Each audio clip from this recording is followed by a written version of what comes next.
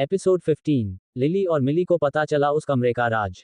साधु आदमी के घर में अंदर प्रवेश करने से मिली को कुछ समझ नहीं आता है और वह अपने पापा से पूछती है कि यह कौन है। तभी राजेश, मुझे क्षमा कर दीजिए गुरुजी, मिली को नहीं पता कि आप कौन है, इसीलिए वह आपसे ऐसे बात कर रही है, आप अंदर आइए। तभी वह साधु आदमी अंदर आ जाता है। राजेश उस साधु आदमी को सोफे पर बैठ जाता है। साधु आदमी को देखकर ममता और लिली भी बैठक रूम में आ जाती है। राजेश, बताए आज कैसे अचानक आना हुआ। साधु आदमी, अचानक तो कुछ भी नहीं, लेकिन मैं ये देखने आया था कि आपको फिर से उसने परेशान तो नहीं किया ना। राजेश जी, नहीं, ऐसी कोई बात नहीं है, हमें अभी तक तो कोई परेशानी नहीं है। साधु आदमी, फिर भी आपको कुछ अजीब सी आवाजें, कुछ ऐसा सुनाई देता है। तभी लिली बोलने लगती है, पापा, जब मैं रात को अपने कमरे में जा रही थी तब मैंने उस बड़े ताले वाले कमरे से कुछ अजीब सी आवाजें सुनी, कहीं ये उनके बारे में तो बात नहीं कर रहे। ममता, मैंने तुम्हें उस कमरे के पास जाने के लिए मना किया था ना, फिर तुम क्यों गई वहां पर। लिली, नहीं मम्मी, मैं वहां पर नहीं गई, मैं अपने कमरे की तरफ जा रही थी, तभी मुझे अजीब सी आवाजें सुनाई दी थी और मैं खुद को रोक नहीं पाए और उसके पीछे चली गई। साधु आदमी, इसमें इसकी कोई गलती नहीं है, यह आवाज ही ऐसी होती है कि हमें अपनी तरफ आकर्षित कर लेती हैं। आने वाली इस अमावस्या को मंदिर में एक बहुत बड़ी पूजा करने जा रहा हूं, आप अपने परिवार के सहित पूजा में अवश्य पधारिए। आपकी समस्याओं का समाधान वही होगा। मिली, पापा ये क्या बोल रहे हैं, मुझे कुछ समझ नहीं आ रहा, ये किस समस्या की बात कर रहे हैं। राजेश, तुम चुप रहो। मिली, मैं बात कर रहा हूं ना। साधु आदमी, क्या आपने अभी तक अपनी बेटियों को उस कमरे के बारे में नहीं बताया। ममता जी, नहीं, यह अभी नादान है। Subscribe to Tobirama Sanju novel story. साधु आदमी, नहीं, यह इस घर में रह रही है तो इन्हें भी पूरा जानने का हक होना चाहिए कि उस कमरे में क्या हो रहा है। लिली, तो फिर आप हमें बता दीजिए उस कमरे में ऐसा क्या है। साधु आदमी, मैं अभी तो आपको पूरी कहानी नहीं बता सकता, लेकिन मैं इतना जरूर बता सकता हूं कि उस कमरे में एक आत्मा कैद है और वह आत्मा उस कमरे में कई सालों से बंद है। उसे सबसे पहले ढोलक में बंद कर दिया गया था, लेकिन तुम्हारी ही तरह एक फैमिली यहाँ पर रहने आए और उन्होंने उस ढोलक को तोड़ दिया, इससे वह वहां से बाहर निकल गई और फिर मैंने उस आत्मा को उस कमरे में बंद कर दिया और तभी से वह बुरी आत्मा उस कमरे में बंद है और वह बाहर आने के लिए चिल्लाती है। मिली, लेकिन पापा, आपने इतनी बड़ी बात हमें क्यों नहीं बताई और फिर हम इस घर में क्यों रह रहे हैं। साधु आदमी, घर में रहने से तुम्हें कोई दिक्कत नहीं होगी, बस तुम्हें उस कमरे को कभी भी नहीं खोलना है। मिली, अगर हमने कमरे को खोल दिया तो क्या होगा।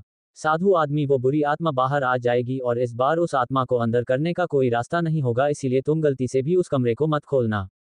लिली, मैं नहीं मानती इन सब में, मुझे लगता है आप कुछ बातें ही बना रहे हो, उस कमरे में कुछ और ही है। लिली यह सब इसलिए बोल रही थी क्योंकि वह उस आत्मा के बारे में और बातें जानना चाहती थी, लेकिन साधु आदमी उसे कुछ नहीं बताता है और राजेश से बोलता है, चलो अब मैं चलता हूं, मुझे बहुत देर हो गई है, लेकिन जब भी आपको समस्या होती है आप मुझे जरूर बताना। राजेश जी, धन्यवाद आपका यहाँ आने के लिए, कोई भी समस्या होने पर मैं आपको तुरंत सूचित कर दूंगा। इतना कहने के बाद वह साधु आदमी घर से चला जाता है। साधु आदमी के घर से जाते ही लिली, पापा ये क्या बोल रहे हैं और यह आदमी कब से आपको पागल बनाया जा रहा है, ऐसा कुछ भी नहीं है उस कमरे में, चलिए हम खोलकर देखते हैं। राजेश, उन गुरु जी ने जो बोला वह तुमने क्या सुना, नहीं, हमें गलती से भी उस कमरे के अंदर नहीं जाना है, नहीं तो वह आत्मा बाहर आ जाएगी। मिली, लेकिन हमारी ऐसी भी क्या मजबूरी है इस घर में रहने की, हम इस घर को ही छोड़ देते हैं। ममता, नहीं मिली, हम ऐसा नहीं कर सकते, आसपास में कोई भी ऐसा घर नहीं है और हमने ये घर खरीद लिया है, इतना बड़ा नुकसान नहीं सह सकते, कोई ना कोई तो इलाज जरूर ही करना पड़ेगा। मिली, लेकिन पापा, क्या हम उस अमावस्या को होने वाली पूजा में जाएंगे। राजेश, हाँ जरूर जाएंगे, गुरु जी ने बुलाया है तो हमें जाना ही होगा, लेकिन अभी उस पूजा में वक्त है। इतना कहकर राजेश अपने कमरे की तरफ चला जाता है। ममता भी किचन की ओर चली जाती है और लिली अपने कमरे में जाकर कुछ सोचने लगती हैं। मिली को ये सब कुछ ज्यादा समझ नहीं आता, इसलिए वह अपने फोन चलाने लग जाती है, लेकिन लिली इसके बारे में सोचती ही रहती है। वह सोचती है कि क्यों ना वह उस औरत से मिले और उसे अपने वश में कर ले। लिली थोड़ा बहुत काला जादू जानती ही थी, यही सोच रही होती है कि अचानक लिली, मिली, तुम्हें नहीं लगता हमें उस कमरे के अंदर जाना चाहिए। मिली, नहीं, अगर पापा ने मना किया है तो हम क्यों जाएंगे उस कमरे के अंदर, और वैसे भी समस्या का इलाज तो अमावस्या को हो ही जाएगा, तो हम क्यों फालतू की कोई टेंशन ले, और अब से तुम भी उस कमरे के पास कभी मत जाना। लिली, हाँ ठीक है, नहीं जाऊंगी। इतना कहने के बाद लिली अंदर ही अंदर कुछ सोच रही होती है।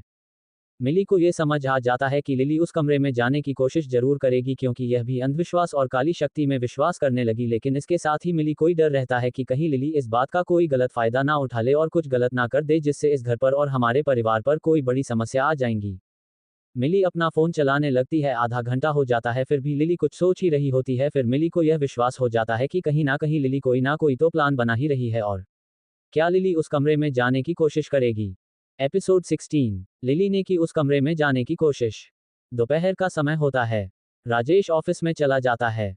मिली और ममता सो रही होती है। तभी लिली सोचती है कि अभी यह मौका अच्छा है, घर में सभी सो रहे हैं, उस कमरे में आसानी से मैं जा सकती हूँ। यही सोचकर मिली की तरफ देखती है तो मिली सो रही होती है। वह अपने कमरे से निकलकर सीधा ममता के कमरे में जाती है।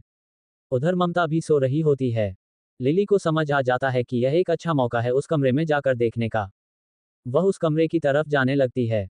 जैसे ही लिली उस कमरे से निकलती है, मिली की आंख खुल जाती है और वह लिली को बाहर जाता वह देख लेती है। मिली को समझ आ जाता है कि लिली जरूर कुछ ना कुछ गड़बड़ करने वाली है और वह चुपचाप लिली का पीछा करने लगती है।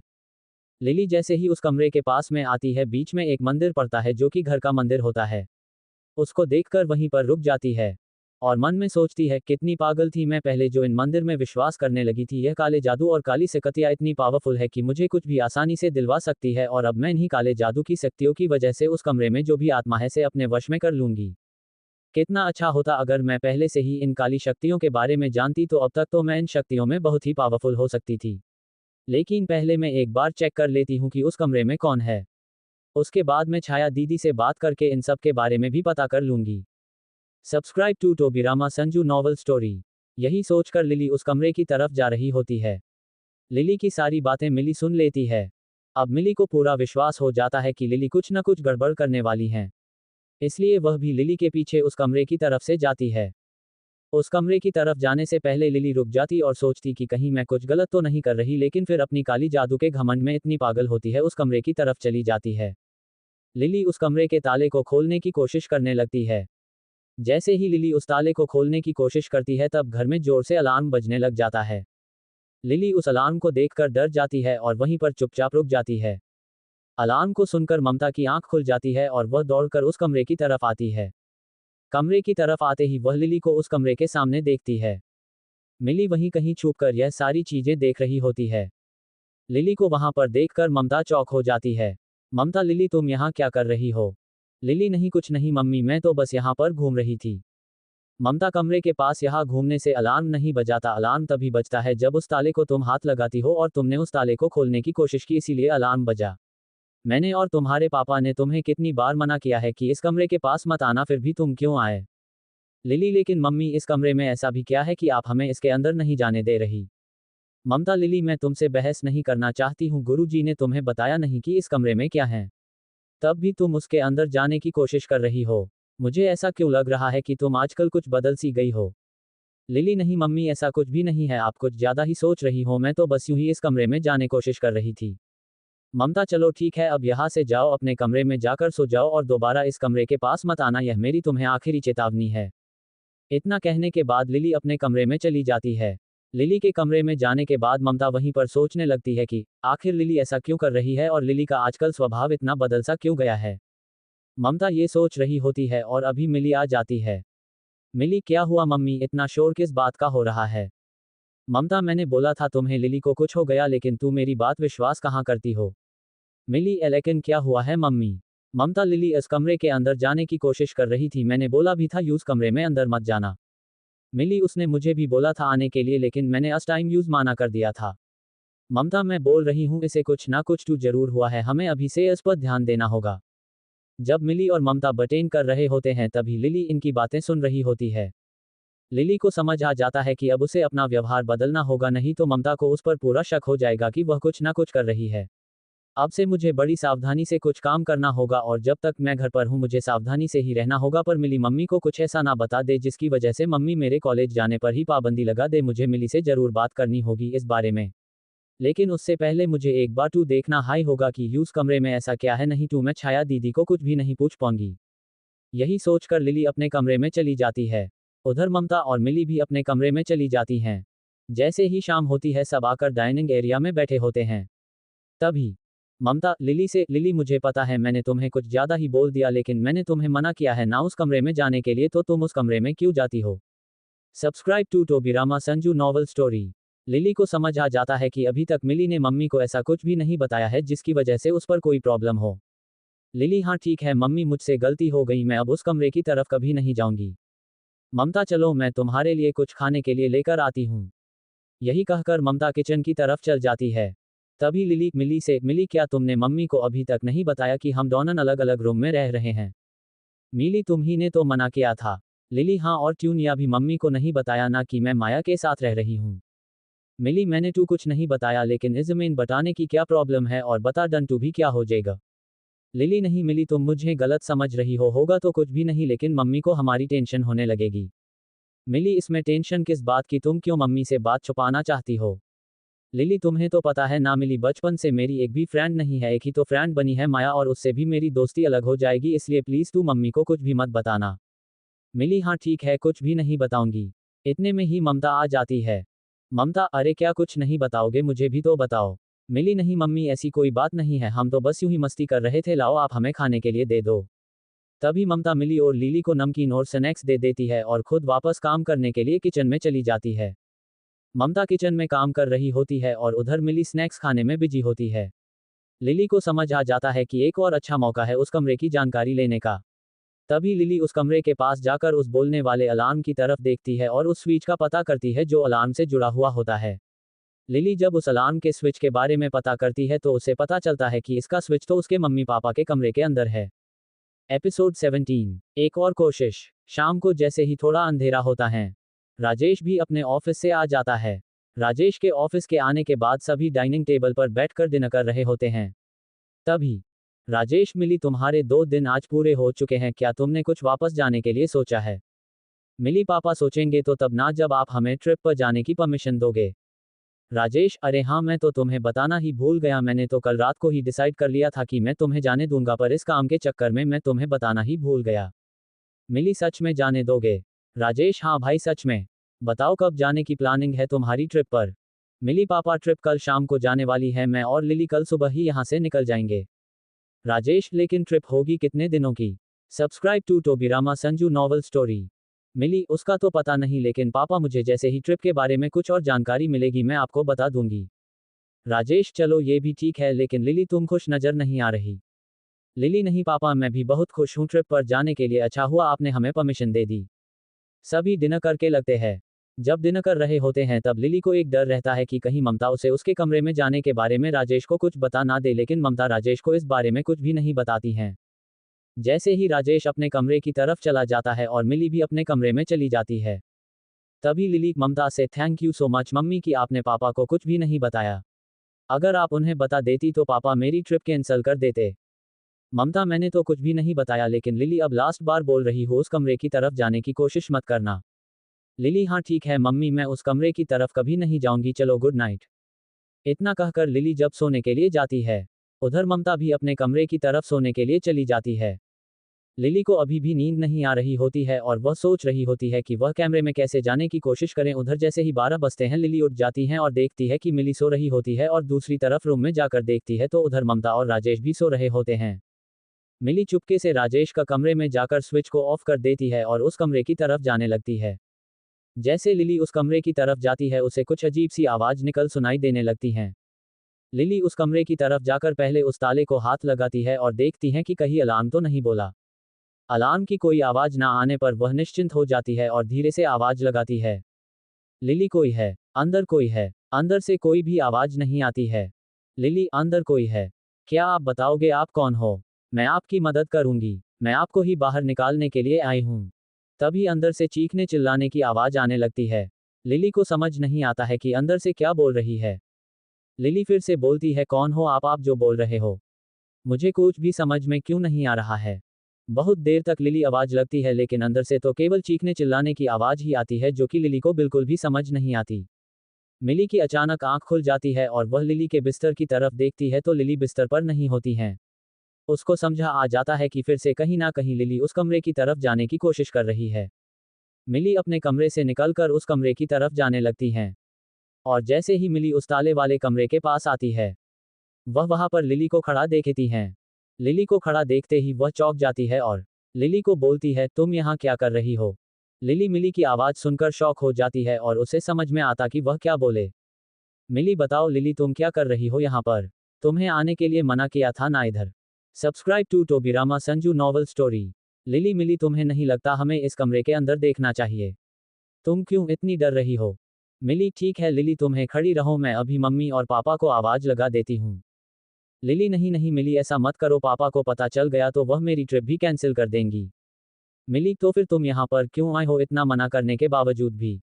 लिली मिली मैं तुम्हारी बड़ी बहन हूँ तुम्हें कोई हक नहीं है मुझसे इस तरह से बात करने का। मिली मना किया गया है इस कमरे में आने पर फिर भी तुम इसी कमरे की तरफ आ रही हो तुम मुझे पूरा हक है तुम्हें रोकने का।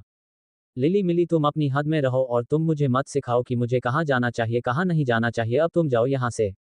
मिली चल ठीक है तू यहीं पर खड़ी रहे मैं अभी मम्मी पापा को बुलाती हूँ और उन्हें इस बारे में सब कुछ बता देती हूँ और उन्हें ये भी बता देती हूँ कि तुम माया के साथ रहती हो और माया किस तरह की लड़की है। लिली किस तरह की लड़की का क्या मतलब है तुम्हारा। मिली किस तरह की लड़की का मतलब तुम भी अच्छे से समझती हो। लिली मुझे सब कुछ पता है माया के बारे में।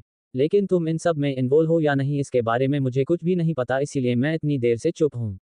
अपने कमरे में चली जाओ नहीं तो मैं मम्मी पापा को बुला लूंगी। लिली हाँ चलो ठीक है अब से नहीं आऊंगी मैं इस कमरे की तरफ।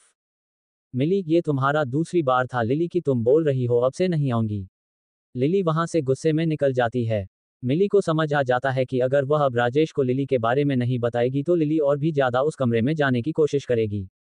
यही सोचते हुए मिली अपने कमरे में चली जाती हैं। मिली सोचती हैं कि वह सुबह राजेश को सब कुछ बता देंगी। यही सोचकर मिली अपनी कमरे में जाकर सो जाती है।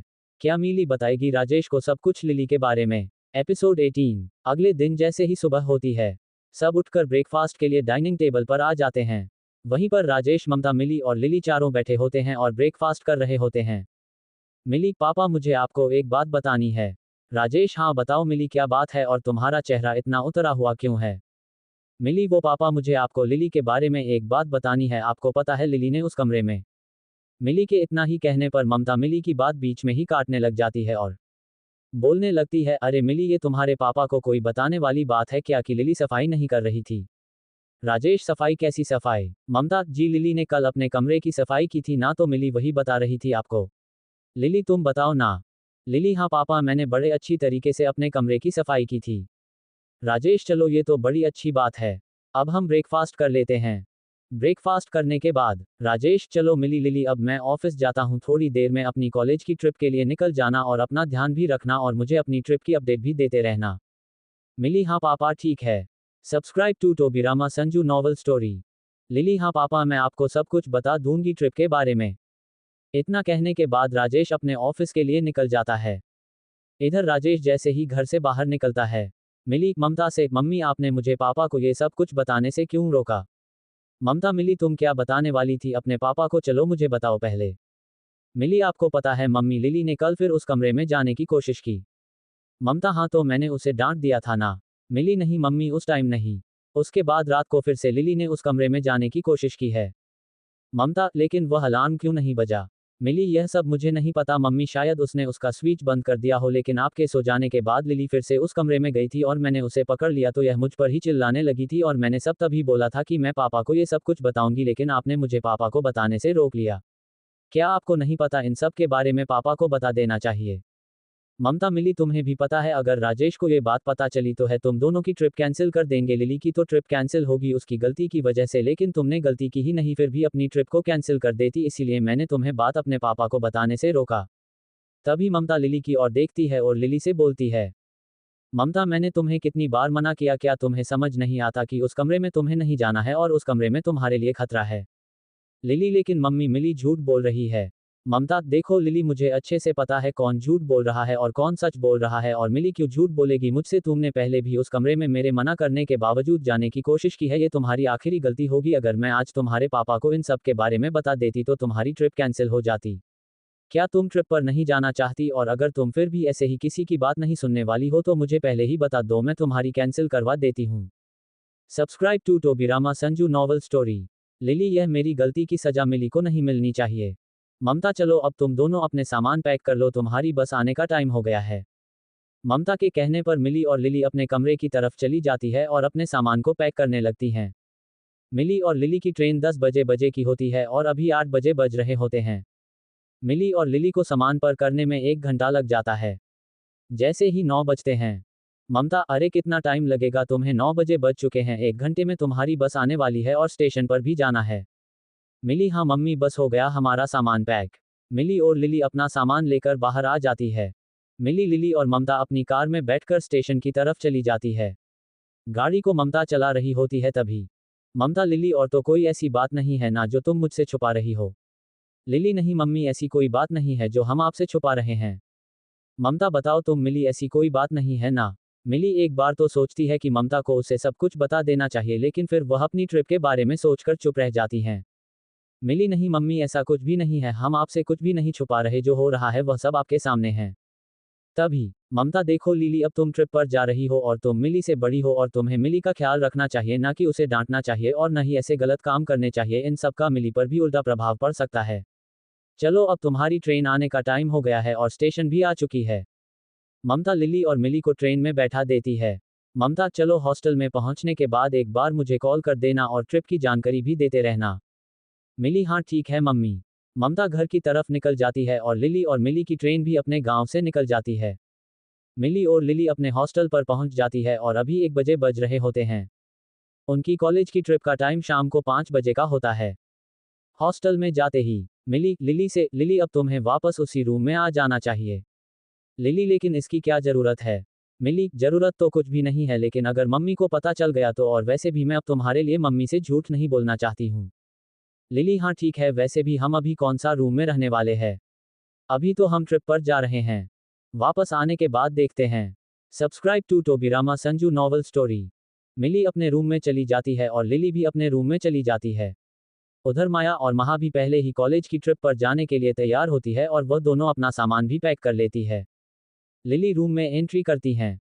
वह माया की तरफ देखती तो माया का चेहरा कुछ उतरा हुआ सा होता है।